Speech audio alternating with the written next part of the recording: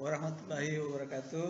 Alhamdulillah, pada hari ini kita ketemu kembali dalam ruangan ini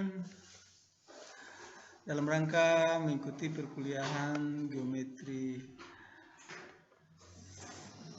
Jadi untuk pertemuan kali ini, itu pertemuan kedua, kita membahas tentang sudut. Jadi materi hari ini yaitu materi tentang sudut. Di mana kita pernah mendengar apa itu yang dinamakan sudut. Jadi sudut adalah daerah yang terbentuk oleh dua buah garis yang memiliki titik pangkal yang sama dan saling berpotongan. Jadi sudut itu dilambangkan dengan seperti kurva itu. Pada sebuah sudut terdapat unsur-unsur seperti kaki sudut, titik sudut, dan daerah sudut.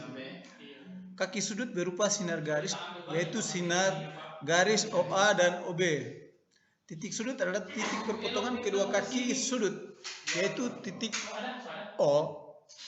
Daerah sudut adalah daerah yang dibatasi oleh kedua sudut, di mana daerah sudut lebih dikenal dengan besar sudut.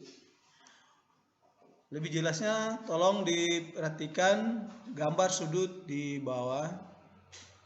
Itu sudut AOB dan sudut AO aksen.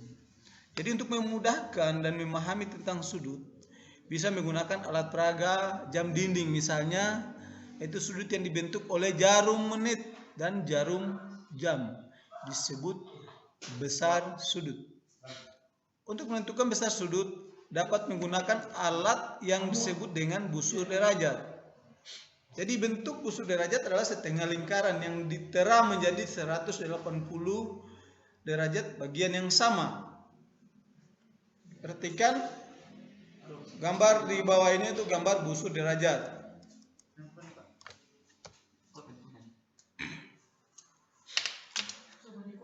Kedua, satuan sudut. Derajat merupakan satuan yang paling sering dipakai untuk menyatakan ukuran sudut. Satu putaran penuh besarnya 360 derajat. Jadi jika sudut satu putaran penuh dibagi menjadi 360 bagian yang sama, menghasilkan setiap bagiannya disebut satu. Satu yang lebih kecil daripada derajat adalah menit dan detik. Dengan satu derajat sama dengan 60 menit dan 1 menit itu 60 detik. Jadi hubungan antara satuan derajat, menit, dan detik adalah sebagai berikut, yaitu satu putaran penuh 360 derajat atau satu putaran penuh 1 sama dengan 60 derajat, 1 sama dengan 60 menit, dan 1 sama dengan 60.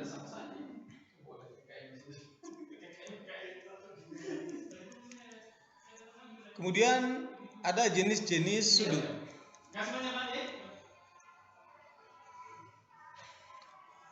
Ada namanya sudut yang kongruen atau dua sudut yang kongruen. Misalnya sudut AOB kongruen dengan sudut CPD yang biasa ditulis dengan sudut AOB. Sudut CPD. Dua buah sudut dikatakan kongruen jika besar ukuran dua sudut tersebut sama. Artinya kedua besar sudutnya, misalnya sudut 90 AOB dan sudut CPD juga besarnya 90 sama. Sehingga dikatakan dua sudut yang kongruen. Yang kedua ada namanya sudut berpelurus. Misalnya sudut AOC suplemen dengan sudut COB atau sudut COB bersuplemen dengan sudut AOC. Jadi jumlah besar sudut yang berpelurus itu sama dengan 180 derajat. Bisa diperhatikan pada gambar ada sudut AOC dan sudut BOC. Jadi sudut AOC bersuplemen dengan sudut BOC. Ada juga namanya sudut siku-siku. Sudut siku-siku adalah sudut yang kongruen dengan suplemennya yang mempunyai besar sudut 90 derajat. Jadi sudut CAOC dan sudut COB dengan sudut AOC suplemen dengan sudut COB. Sehingga sudut AOC dan sudut COB merupakan sudut siku-siku. Bisa diperhatikan pada gambar berikut. Ada lagi yang namanya sudut komplement. Sudut komplement adalah sudut yang besarnya 90 derajat atau disebut juga dengan sudut berpenyiku. Misalnya di sini ada sudut CBD, dia berpenyiku dengan sudut ABD. Yang berikut ada sudut lancip. Jadi sudut lancip adalah sudut yang ukurannya kurang dari 90 derajat. Jadi sudut yang antara 0 derajat dengan 90 derajat itu dikatakan dengan sudut lancip. Misalnya sudut 89 derajat itu termasuk sudut lancip. Gambarnya seperti ini, sudut BAC itu kurang dari 90 derajat. Ada lagi yang namanya sudut tumpul. Mungkin biasa didengar itu dalam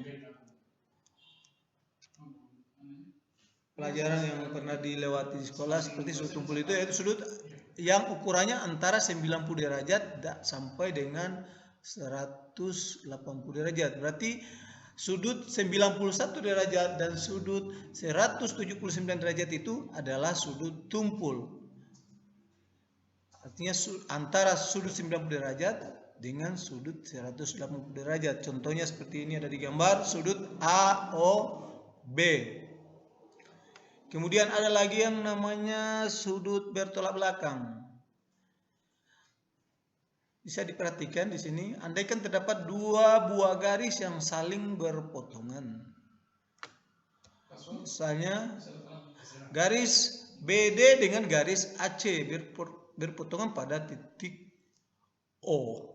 Dia akan membentuk sebuah sudut. Di sini ada beberapa sudut di sini. Jadi yang kita perhatikan ini sudut yang bertolak belakang. Misalnya sudut AOB, dia akan bertolak belakang dengan sudut COD. Jadi besar sudut yang bertolak belakang itu adalah sama. Sudut yang saling bertolak belakang itu sudut itu besarnya sama. Jadi tolong diperhatikan, masih ada lagi sudut sehadap. Masih ada kaitannya dengan sudut bertolak belakang tadi. Jadi contohnya seperti ini. Pasangan sudut yang sehadap itu adalah sama. Misalnya L1 dengan K1 ada pada gambar. Jadi L1 itu sehadap dengan K1, besar sudutnya itu sama. Kalau diperhatikan gambarnya ini, pasangan sudut ini misalnya L1 dengan sudut K1 disebut sudut sehadap karena besar sudut sehadap sama atau ukurannya sama. Ada lagi sudut dalam berseberangan. Jadi macam-macam sudut di sini. Jadi sudut itu harus dipahami, jangan dihafal, harus dimengerti atau dipahami. Kalau dihafal bisa dilupa, tapi kalau dipahami itu tidak mungkin dilupa. Ada sudut yang berseberangan. Perhatikan di gambar, lihat gambar di atas, lalu perhatikan contoh pasangan sudut berikut ini. Sudut L1 dan sudut K3 disebut sudut dalam berseberangan. Kita lihat sudut L1 dengan sudut K3, L1 dan K3 disebut sudut dalam berseberangan. Besar sudut dalam berseberangan adalah sama atau sudut L1 sama dengan sudut K3. Ada lagi cara untuk menunjukkan besar sudut dalam berseberangan sama. Ini sudut L1 dengan L3. L3 karena sudutnya bertolak belakang, L3 sama dengan K3 karena sudutnya sehadap, maka sudut L1 sama dengan sudut K3. Oke, mungkin sampai di sini bisa dipahami. Selanjutnya masih ada lagi sudut yang dinamakan dengan sudut luar berseberangan. Lihat gambar di atas, lalu perhatikan contoh pasangan sudut berikut ini. Sudut L2 dan K4 disebut sudut luar berseberangan. Karena besar sudut luar berseberangan adalah sama, atau sudut L2 sama dengan besar sudut K4. Berikut adalah cara untuk menunjukkan besar sudut luar berseberangan adalah sama. Sudut L2 sama dengan sudut L4, karena sudutnya bertolak belakang, sehingga sudut L4 sama dengan sudut K4. Karena sudut sehadap, maka sudut L2 sama dengan sudut K4. Selanjutnya ada sudut dalam sepihak. Perhatikan lagi contoh pasangan sudut berikut. Sudut L1 dan K2 disebut sudut dalam sepihak. Masih sama cara melihatnya atau menulisnya dengan sudut-sudut yang lain. Ada lagi namanya sudut luar sepihak. Jadi tolong diperhatikan, itu ada. Seperti contoh sudut L2 dan K1 disebut sudut luar sepihak karena jumlah besar sudut luar sepihak adalah 180 derajat, atau besar sudut L2 tambah sudut K1 sama dengan 180 derajat. Kemudian cara mengukur sudut. Dalam mengukur sudut kita menggunakan alat setengah lingkaran yang disebut busur derajat. Jadi penempatan pusat busur derajat pada titik sudut yang akan diukur dengan satu sisi sudut yang melewati tanda derajat 0. Busur derajat adalah dibagi rata menjadi 180 derajat, ditulis 180. Sehingga setiap derajat dapat dibagi lagi menjadi 60 menit yang sama, dan setiap menit itu menjadi 60 detik yang sama. Jadi kita dapat menggunakan bilangan real 0 negatif untuk melaporkan derajat. Sedangkan besar sudutnya adalah sama dengan bilangan real pada busur derajat yang berpotongan dengan sisi kedua sudut tersebut. Misalnya ukuran BAC pada gambar adalah 120 derajat. BAC, sudut BAC sama dengan 120 derajat. Jadi ukuran BAC, sudut BAC akan dilambangkan dengan sudut BAC yang besarnya kurang dari 90 disebut lancip atau sudut lancip. Karena sudut yang berukuran 90 disebut sudut siku-siku, dan sudut yang berukuran lebih dari 90 tetapi kurang dari 180 adalah sudut tumpul. Jadi sudut yang besarnya 180 disebut sudut lurus. Sehingga sudut yang besarnya lebih dari 180 disebut sudut refleks. Jadi pada gambar BAC lancip, BAD siku-siku, dan BAE tumpul, dan BAF adalah sudut pelurus.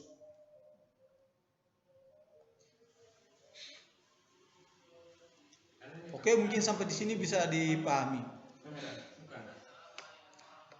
Bahkan sedikit, ketika dua garis berpotongan beberapa sudut terbentuk, pada gambar garis L dan M membentuk 4 sudut, sudut 1, sudut 2, sudut 3, dan sudut 4, seperti gambar di bawah, maka sudut M tambah sudut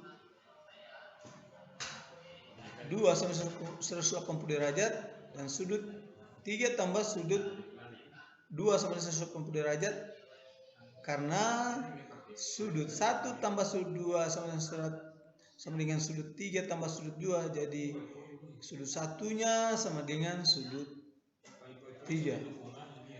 Demikian pula pada sudut 2 dan sudut 4. Sudut 1 dan sudut 3 disebut pasang sudut vertikal karena mereka saling berhadapan dan dibentuk oleh sepasang garis yang berpotongan. Demikian pula sudut 2 dan 4 adalah sepasang sudut vertikal. Jadi kami telah menunjukkan bahwa sudut vertikal itu memiliki ukuran yang sama. Jadi ingat bahwa sudut memiliki sudut yang sama sehingga ukurannya sama. Ini disebut kongruen. Demikian pula segmen garis yang memiliki panjang yang sama itu disebut kongruen. Yang segmen garis yang dimaksud biasa disebut dengan ruas garis.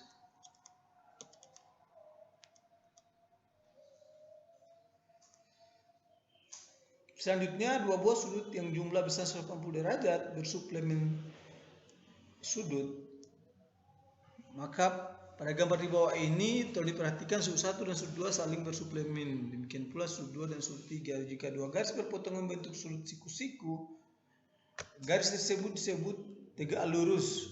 Garis 1 dan M pada gambar merupakan garis tegak lurus, sehingga akan menulis LM untuk menunjukkan bahwa garis L itu tegak lurus dengan garis M. Jadi dua sudut yang jumlahnya 90 derajat disebut sudut komplementer pada sudut 1 dan 2, saling melengkapi seperti sudut 3 dan sudut 4 dikatakan sudut komplementer.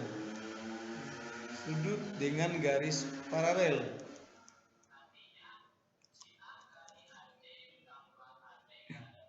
Jadi untuk pertemuan hari ini mungkin sampai di sini dulu, nanti kita lanjut pada pertemuan berikutnya, pertemuan minggu depan, itu pertemuan ketiga. Jadi pertemuan hari ini saya tutup dan saya akhiri. Assalamualaikum warahmatullahi wabarakatuh.